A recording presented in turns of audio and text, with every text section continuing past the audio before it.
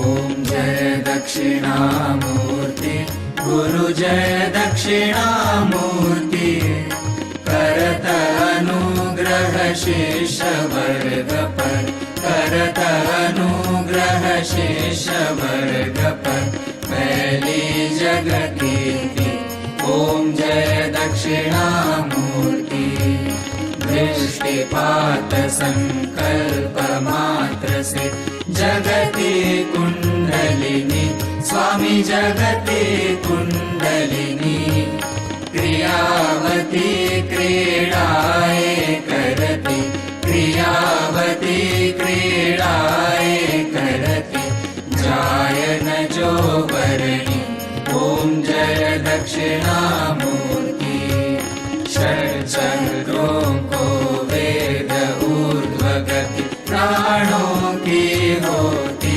स्वामी प्राणों की होती दिव्य मौन उपदेश जगाता दिव्य मौन उपदेश जगाता निष्ठा की ज्योति ओम जय दक्षिणामूर्ति निर्मल मन निष्काम भाव से शक्ति को ध्यावे स्वामी शक्ति को ध्यावे ब्रह्म ज्ञान कर प्राप्त छूट भव ब्रह्म ज्ञान कर प्राप्त छूट भव बंधन से जावे ओम जय दक्षिणामूर्ति करिय कृपा गुरुदेव दास को अटल भक्ति दीजे स्वामी अटल भक्ति दीजे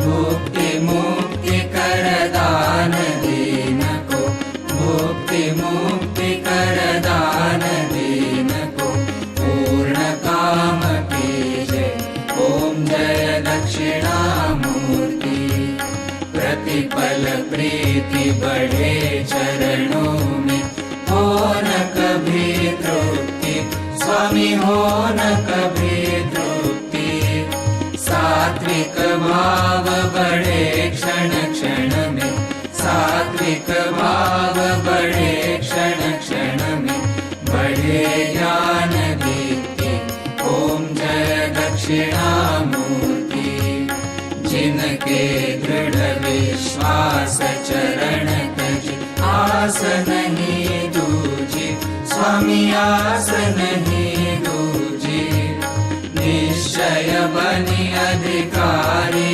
पावे निश्चय बनी अधिकारी पावे महायोग पूजी ओम जय दक्षिणामूर्ति गुरुपद पद्म पराग सुवंजन जो नयनन आंजे स्वामी जो नयनन आंजे दिव्य दृष्टि कर प्राप्त तापत्रय दिव्य दृष्टि कर प्राप्त तापत्रय अर्ध निमिष भांजे ओम जय दक्षिणामूर्ति कैसे करे प्रार्थना गुरुवर हम सब ज्ञानी स्वामी हम सब ज्ञानी स्वयं सिद्ध शुभ साधन दीजे स्वयं सिद्ध शुभ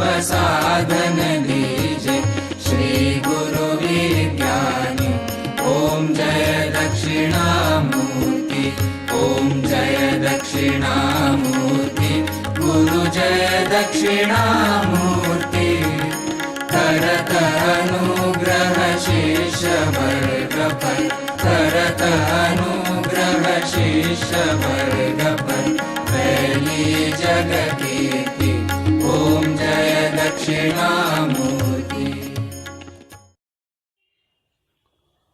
ओम गुरुर्ब्रह्मा गुरुर्विष्णु गुरुर्देवो महेश्वराय गुरु साक्षात् परो ब्रह्म तस्मै श्री गुरुवे नमः।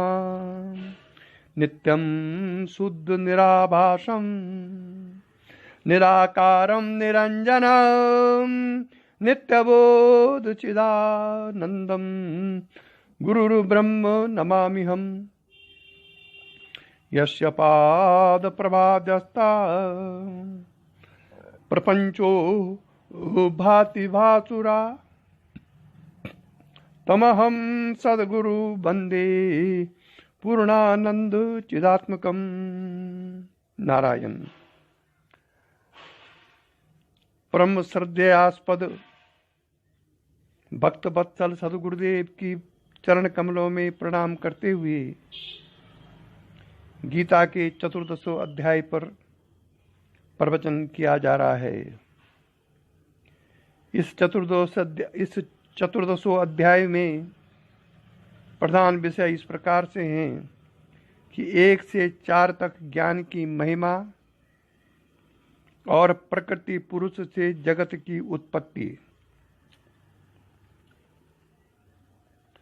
5 से 18 तक सत्व रज तम तीनों गुणों का विषय, 19 से 27 तक भगवत प्राप्ति का उपाय और गुणातीत पुरुष के लक्षण। बहुत अच्छा अध्याय है। गुणातीत के पुरुष की क्या लक्षण हैं इसमें बताया गया है।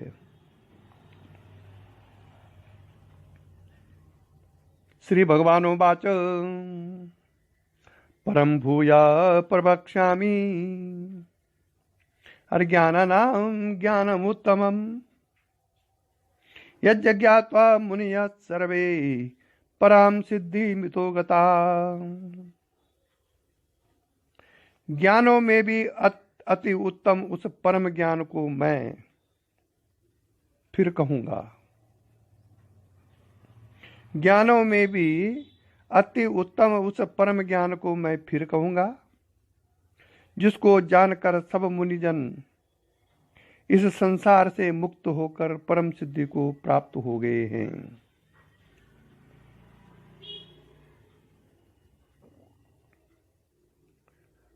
भगवान बोल रहे हैं अर्जुन से,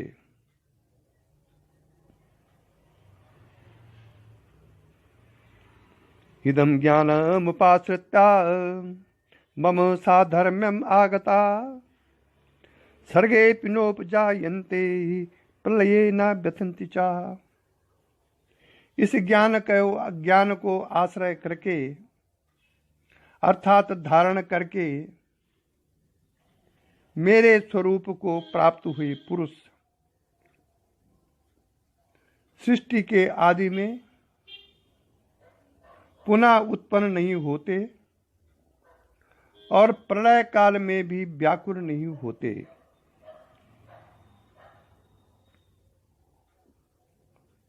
प्रकृति पुरुष के संयोग से सर्वभूतों की उत्पत्ति का कथन। मम योनिर्महद् ब्रह्म तस्मिन् गर्भ ददाम्यहम् संभव सर्वभूतानां ततो भवति भारत। हे अर्जुन,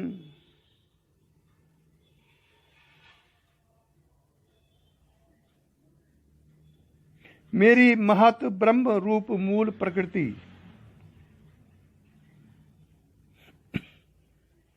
संपूर्ण भूतों की योनि है।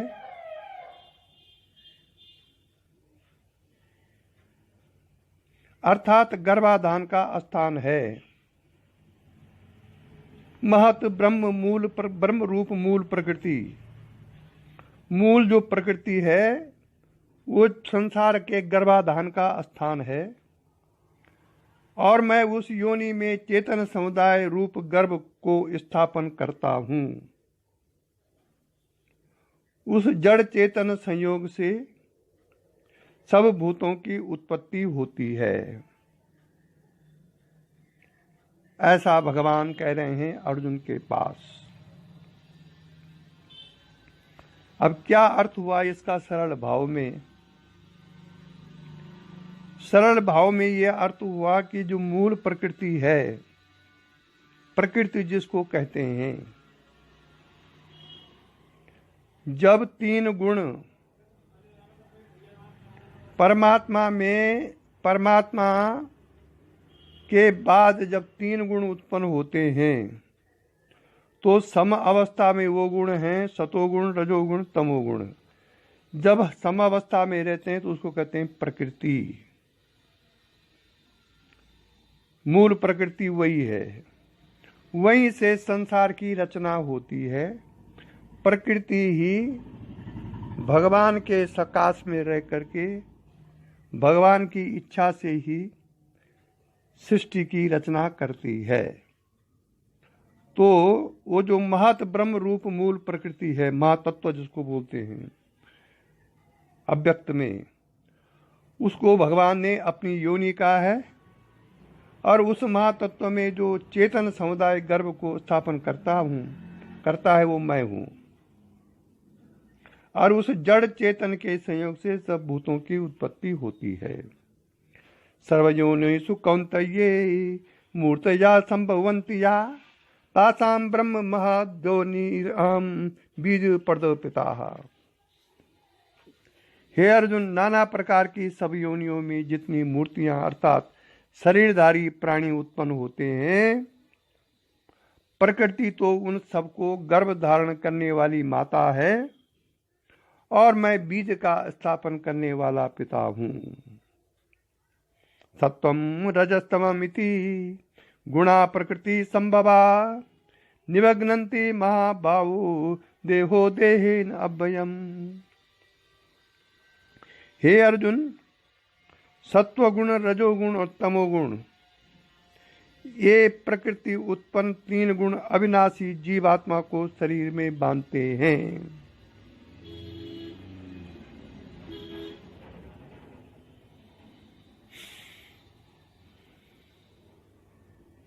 हे अर्जुन, सत्वगुण, रजोगुण और तमोगुण ये प्रकृति से उत्पन्न 3 गुण अविनाशी जीवात्मा को शरीर में बांधते हैं। सत्वगुण द्वारा जीवात्मा के बांधे जाने का प्रकार। तत्र सत्वं निर्मलात्वात् प्रकाशकं मनामयं सुख संगेन बध्नाति ज्ञान संगेन चानघा। हे निष्पाप, उन 3 गुणों में सत्वगुण तो निर्मल होने के कारण प्रकाश करने वाला और विकार रहित है। सत्वगुण वह सुख के संबंध से और ज्ञान के संबंध से अर्थात उसके अभिमान से बांधता है। सत्वगुण भी बंधन का कारण है, ये इसका मतलब है। फर्क कितना है कि वो तमोगुण लोहे की चेन है और सत्वगुण सोने की चेन है, बांधते दोनों हैं। रजोगुण द्वारा जीवात्मा के बांधे जाने के प्रकार। रजो रागात्मका विद्धि अतृष्णा संग समुद्भवम् तनिभग्नाति कौन्तेय कर्म संगेन देहिनम्। हे अर्जुन, राग रूप रजोगुण को कामना और आसक्ति से उत्पन्न जान वह इस जीवात्मा को कर्मों के और उनके फल के संबंध से बांधता है।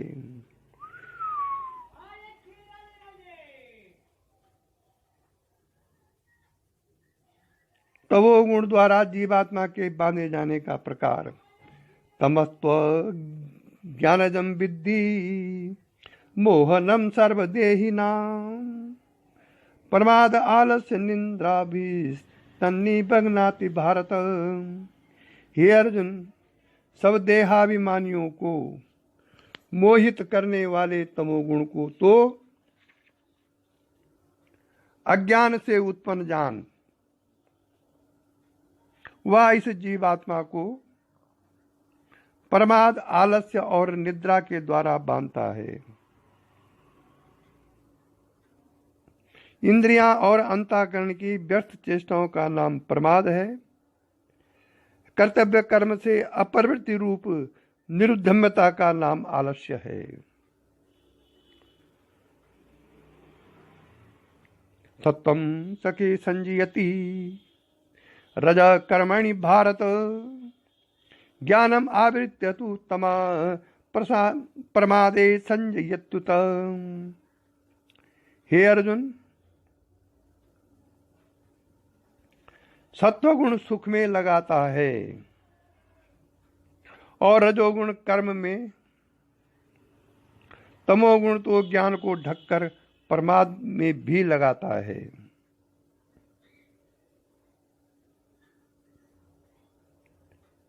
रजस्तमश्चाभिभूय सत्वं भवति भारत रजा सत्वं तमश्चैव तमः सत्वं रजस्तथा।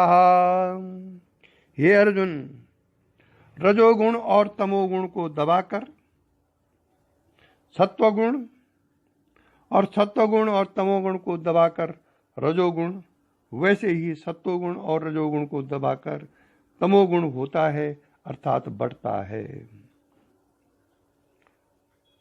सर्वद्वारेषु देहस्मिन् प्रकाश उपजायते ज्ञानम यदा तदा विद्यात् विवृतं सत्वम इत्युत।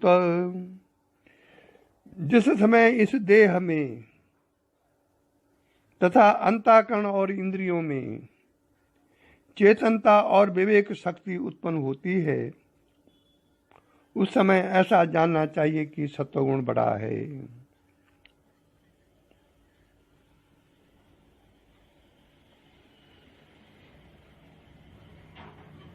लोभा प्रवृत्ति आरंभ कर्मणा समा स्प्रिया रजसे तानि जायन्ते बवृद्धे भरतर्षभ। हे अर्जुन, रजोगुण के बढ़ने पर लोभ प्रवृत्ति स्वार्थ बुद्धि से कर्मों का सकाम भाव से आरंभ, अशांति और विषय भोगों की लालसा, ये सब उत्पन्न होते हैं। रजोगुण से तमोगुण की वृद्धि के लक्षण अप्रकाशो प्रवृत्तिश्च प्रमादो मोह एव च तमसे तानि जायन्ते विवृद्धे कुरु नंदना। हे अर्जुन, तमोगुण के बढ़ने पर अंतःकरण और इंद्रियों में अप्रकाश, कर्तव्य कर्मों में अप्रवृत्ति और प्रमाद अर्थात व्यर्थ चेष्टा और निद्रादि अंतःकरण की मोहिनी वृत्तियां, ये सभी उत्पन्न होते हैं। यदा सत्वे प्रवृद्धे तु प्रलयं याति देहभृत् तद उत्तमा विदाम लोकान मलान प्रतिपद्यते। जब यह मनुष्य सत्वगुण की वृद्धि में मृत्यु को प्राप्त होता है, तब तो उत्तम कर्म करने वाले निर्मल दिव्य स्वर्गादि लोकों को प्राप्त होता है। रजोगुण और तमोगुण की वृद्धि के समय मरने वालों की गति का निरूपण।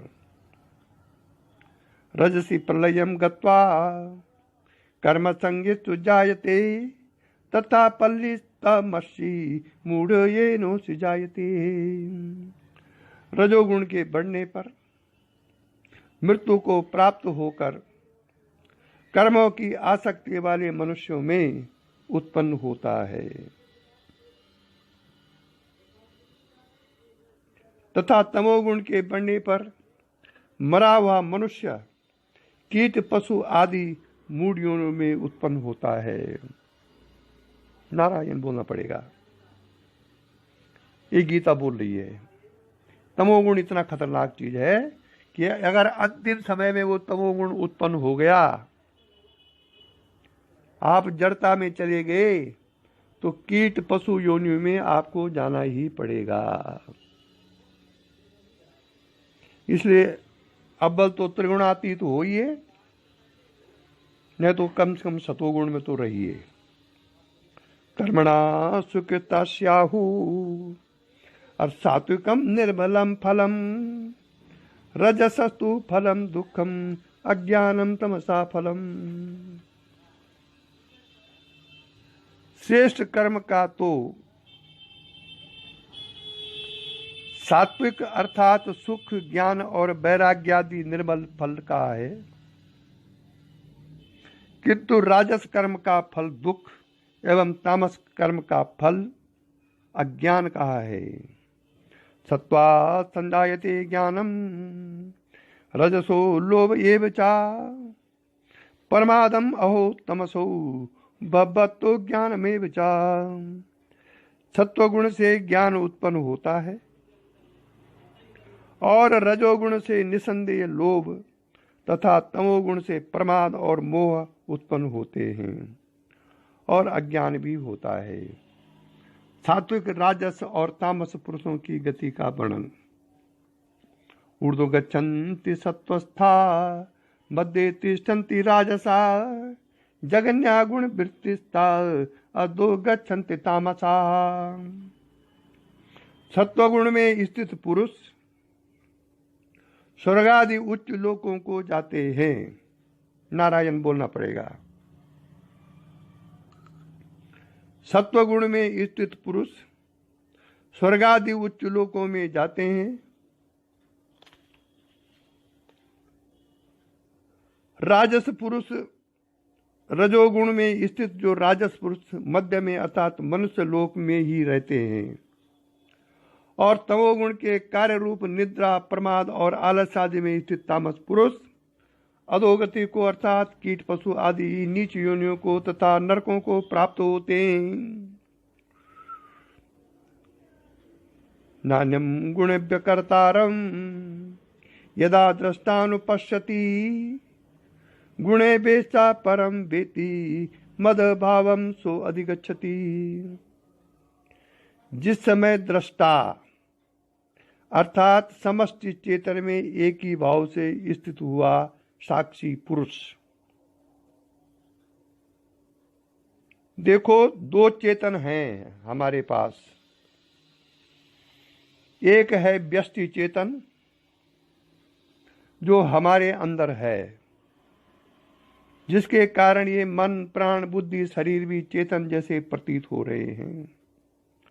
और एक है समष्टि चेतन जो विश्व ब्रह्मांड में है और जिसके कारण विश्व ब्रह्मांड, सूर्य, चंद्रमा, तारागण वगैरह, समुद्र, पर्वत वगैरह का संचालन हो रहा है। दोनों चेतन एक ही हैं।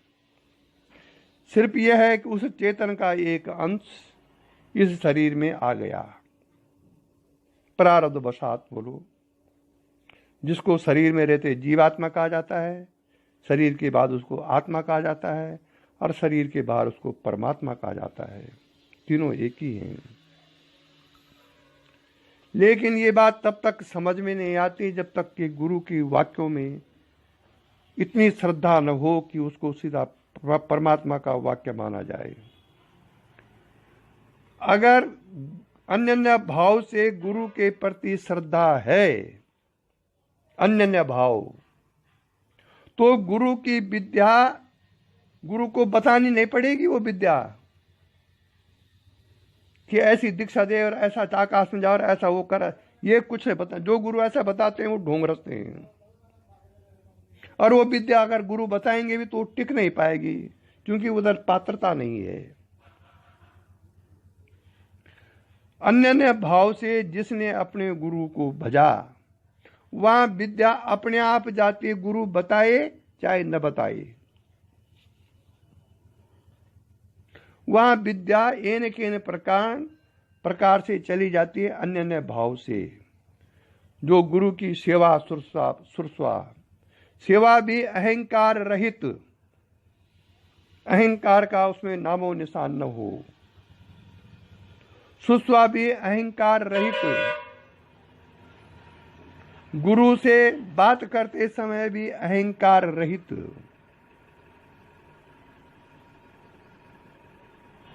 गुरु में मनुष्य बुद्धि न होना। जब इस प्रकार के लक्षण जिस साधक में हो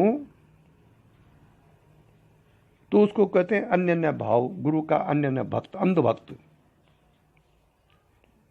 नहीं, अंध भक्त अलग हुआ, अन्य भक्त अलग हुआ। अंध भक्त में तो विवेक नहीं रहता है। लेकिन वो पार होता है, क्योंकि अंधभक्त है वो।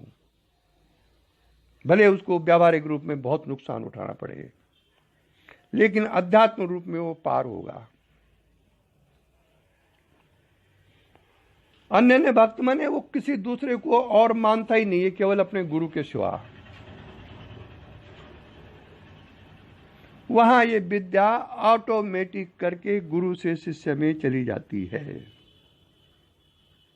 आजकल न वैसे गुरु है और न वैसे शिष्य है, और शिष्य तो हो गए ऐसे जैसे कि कुछ श्रद्धा कुछ दुष्टता, कुछ श्रद्धा कुछ दुष्टता, और कुछ संशय कुछ ज्ञान। घर का रहा न घाट का, जो धोबी का स्वान। गुरु पर श्रद्धा भी करेंगे और दुष्टता भी करेंगे, संशय भी करेंगे और उसके पास उनको ज्ञान भी होगा, क्योंकि जिस स्तर से वो श्रद्धा कर रहे हैं उस स्तर से ज्ञान जा रहा है, और जिस स्तर से वो दुष्टता कर रहे हैं उसमें संशय उनको उत्पन्न हो रहा है। तो इसलिए किसी कवि ने कहा है, कुछ श्रद्धा कुछ दुष्टता, कुछ संशय कुछ ज्ञान, घर का रहा न घाट का, जो धोबी का स्वान। ऐसा शिष्य अपनी अहंकार वृत्ति से बहुत कुछ बगार तो ले, लेकिन वो पार नहीं हो सकता है। पार होने की कोशिश करेगा भी तो रुकावटें आएंगी। लेकिन जिसने अपने अंतर गुरु का सहारा ले लिया है और वास्तव में उसका अंतर गुरु प्रकट हो गया है, तो बाहरी गुरु का उस पर कोई प्रभाव नहीं रहेगा। फिर अंतर गुरु के आदेश का पालन करना ही मान्य है, लेकिन देखना यह है कि क्या हमारा अंतर गुरु प्रकट हो गया। और अंतर गुरु के प्रकट होने के लक्षण यह है कि जब शरीराध्यास, मन का अध्यास, मताध्यास, बुद्धि का अध्यास है, प्राण का अध्यास और शास्त्रों का अध्यास, ये सब खत्म हो जाए, तब कोई अंदर से बोले। जैसे कोई टेलीफोन पर बोलता है, समझ लो अंतर गुरु बोल रहा है, उसको अंतर्यामी भी कहते हैं। तब यदि बाहरी गुरु के आदेश न माने तो कोई पाप नहीं लगेगा, क्योंकि आप अंतर का गुरु जो श्रेष्ठ है बाहर के गुरु से, उसकी आज्ञा का पालन कर रहे हैं। इसलिए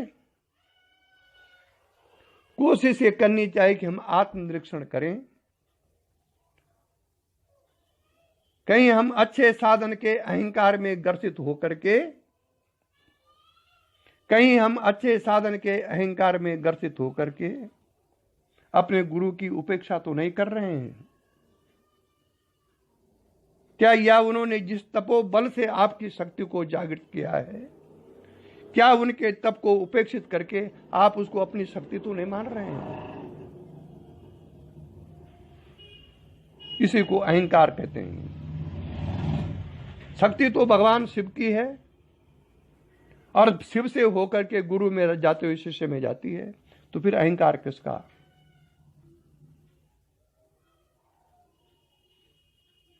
ऐसे भी तो समय जब गुरु ने बहुत कोशिश की, नहीं हुआ,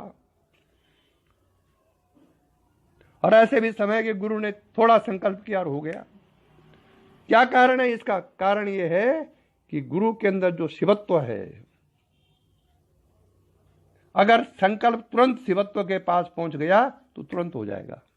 और शिष्य अगर श्रद्धान्वित है और गुरु ही जीव भाव में है, वो चाहे किसी कारण से, शिष्य की श्रद्धा के कारण से हो सकता है,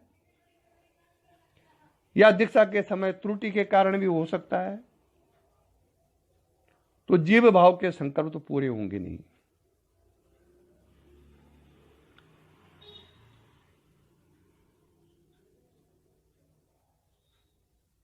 इसलिए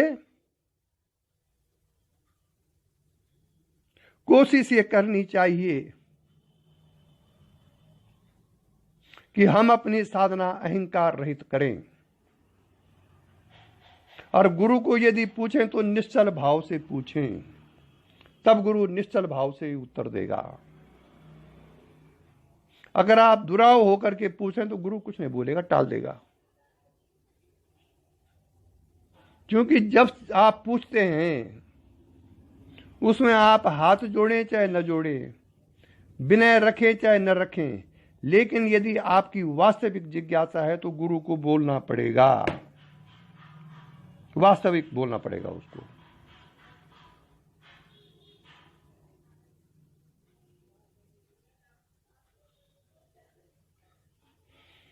ओम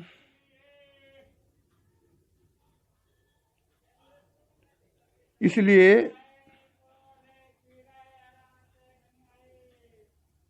आत्मा को अकर्ता और गुणातीत जानने से भगवत प्राप्ति। विशेषकर शक्तिपात में गुरु की बहुत बड़ी आवश्यकता है।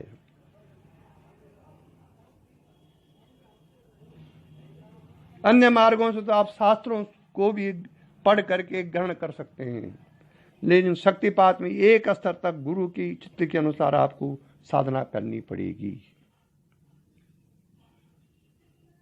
आत्मा को अकर्ता और गुणातीत जानने से भगवत प्राप्ति। अब होगी भगवत प्राप्ति। भगवत प्राप्ति सतोगुण से नहीं होगी। सतोगुण से आपके अंदर एक भाव उत्पन्न होगा भगवान के प्रति, प्राप्ति नहीं होगी। ध्यान लगेगा आपको, उस ध्यान लगाने में कब प्राप्ति होती है आपको पता ही नहीं चलेगा, क्योंकि आप वहां है ही नहीं। ध्यानी का डिस्टर्ब हो सकता है, बाहरी या आंतरिक, ज्ञानी का कोई डिस्टर्ब नहीं है। ज्ञानी तो हर समय उपलब्ध है,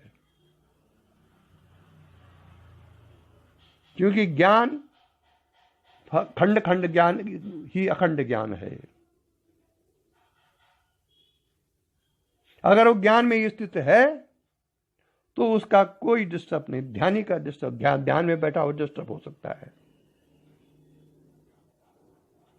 इसलिए नायम गुणव्यकर्तारम यदा द्रष्टानुपश्यति गुण वेचा परम वेति मद भावम सोधिगच्छति।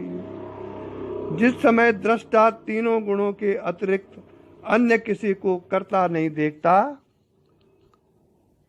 और तीनों गुणों से अत्यंत परे सच्चिदानंद घन स्वरूप मुझ परमात्मा को तत्व से जानता है, उस समय वह मेरे स्वरूप को प्राप्त होता है। अब ये बोले गीता। आप परमात्मा की प्राप्ति कब कर सकते हैं? जब आप तीनों गुणों से परे होंगे। मन तो उसको जान नहीं सकता।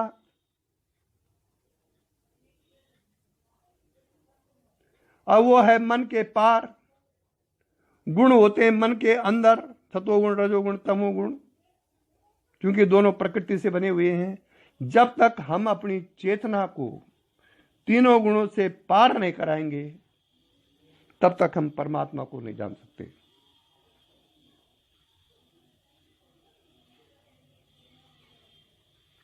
गुणानेतानतीते त्रिंदेहि देह समुद्भवान जन्म मृत्यु जरा दुख विमुक्तो मृत्युमश्नुते। पुरुष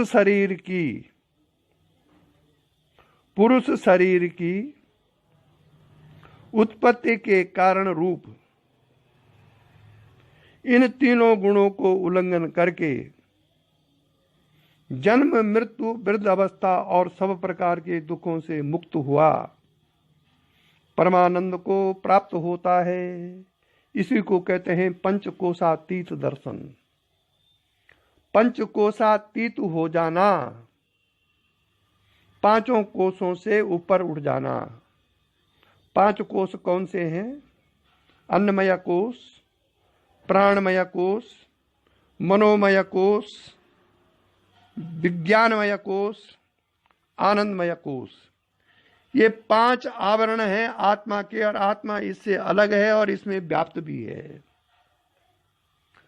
अब आप साधना से पहले अन्नमय कोश को जीते, फिर मनोमय कोष को जीतें, फिर प्राणमय कोष को जीतें, फिर विज्ञानमय कोष को जीतें, फिर आनंदमय कोष को जीतें, तब आप पहुंचेंगे साक्षी तत्व के पास, अंदर बाहर दोनों।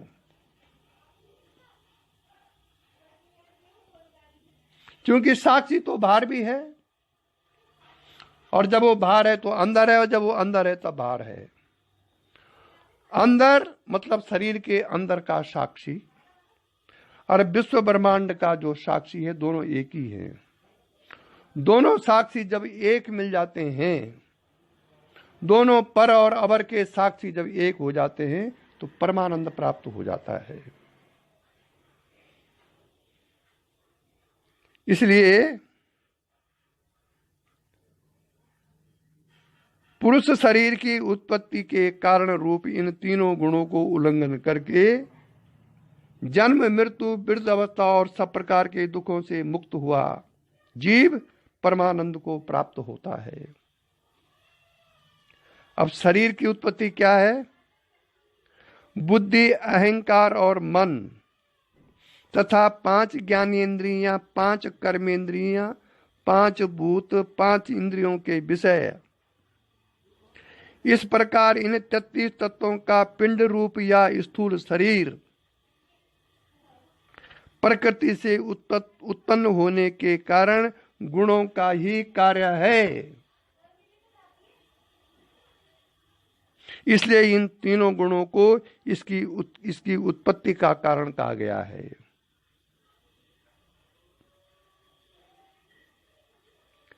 अर्जुनोवाच, अब अर्जुन कहते हैं, कलिंगे स्त्रीन् गुणान् एतान् तीतो भवति प्रभो, किमाचारा कथम चैतान् त्रीन् गुणान् वर्तते। इन तीनों गुणों से अतीत पुरुष किन किन लक्षणों से युक्त होता है और किस प्रकार से आचरणों वाला होता है, तथा हे प्रभु, मनुष्य किस उपाय से इन तीनों गुणों से अतीत होता है। अब सुनो, अब उपाय, इन तीनों गुणों से अतीत कैसे होता है, ये अर्जुन ने भगवान श्री कृष्ण से पूछा।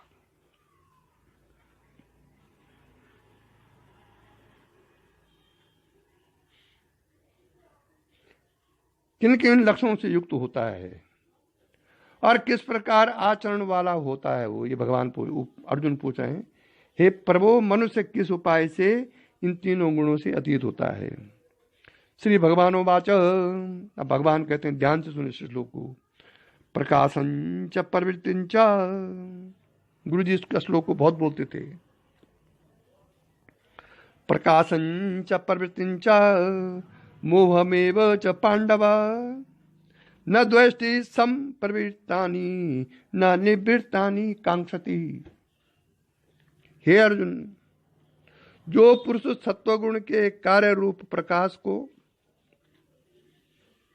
सत्वगुण के कार्य रूप का प्रकाश क्या है, अंतःकरण और इंद्रिया आदि को आलस्य का अभाव होकर जो एक प्रकार की चेतना होती है, उसका नाम है प्रकाश। और रजोगुण के कार्य रूप प्रवृत्ति को,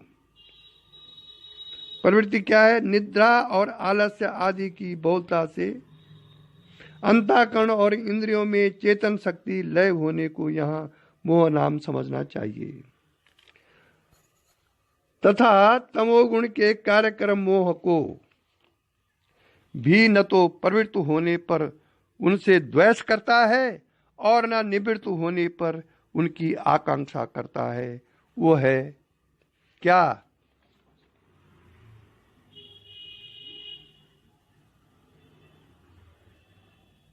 त्रिगुणातीत।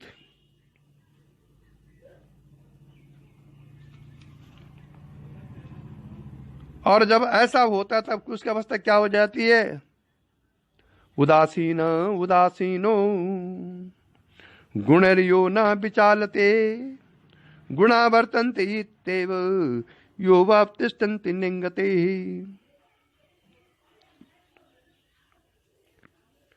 जो साक्षी के सदृश स्थित हुआ गुणों के द्वारा विचलित नहीं किया जा सकता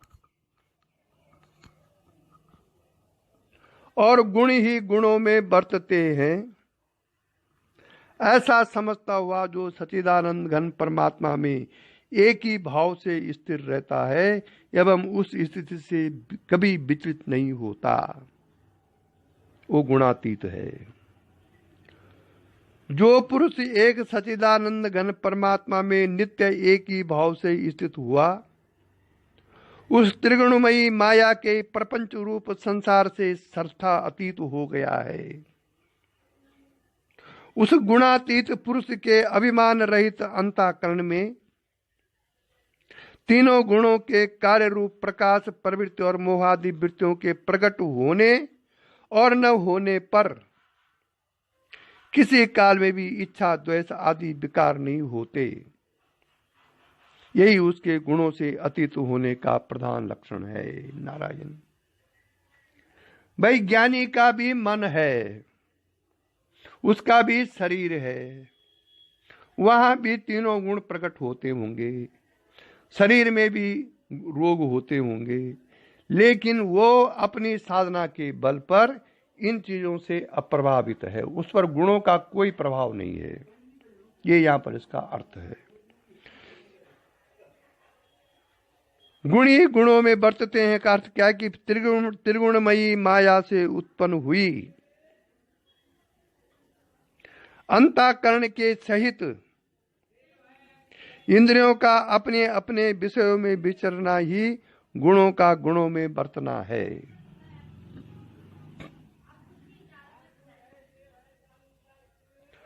सम दुख सुख स्वस्था समालोचना सुकांचना तुल्य प्रिया अप्रियो धीरज तुल्य निंदात्म संस्तुति। जो निरंतर आत्म भाव में स्थित दुख सुख को समान समझने वाला, मिट्टी पत्थर और स्वर्ण में समान भाव वाला, ज्ञानी प्रिय तथा अप्रिय को एक साथ मानने वाला और अपनी निंदा स्तुति में भी समान भाव वाला है। मान अपमान यो तुल्यो मित्रारिपक्षयो सर्वारंभ परित्यागी गुणातीत स उच्यते। जो मान और अपमान में सम है, मित्र और बैरी के पक्ष में भी सम है एवं संपूर्ण आरंभों में कर्तापन के अभिमान से रहित है, वह पुरुष गुणातीत कहा जाता है। माचायो व्यभिचारेण भक्ति योगेन सेवते सा गुणान समतैतान ब्रह्म भूयाय कल्पते। ब्रह्म भूयाय कल्पते। और जो पुरुष अव्यभिचारी भक्ति योग द्वारा, अभिचारी भक्ति योग क्या हुआ? केवल एक सर्वशक्तिमान परमेश्वर वासुदेव भगवान को ही अपना स्वामी मानता हुआ स्वार्थ और अभिमान को त्याग कर श्रद्धा और भाव के सहित परम प्रेम से निरंतर चिंतन करने को अव्यभिचारी भक्ति योग कहते हैं।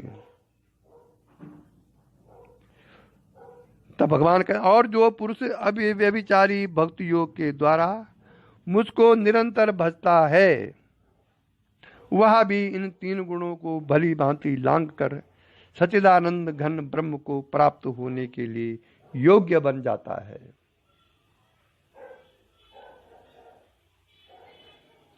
भगवत स्वरूप की महिमा। ब्रह्मणो हि प्रतिष्ठाहम् अमृतस्य वयस्य च शाश्वतस्य च धर्मस्य सुखस्य कांतिकस्य च। क्योंकि उस अविनाशी परम ब्रह्म का और अमृत का तथा नित्य धर्म का और अखंड एक रस आनंद का आश्रय मैं हूं।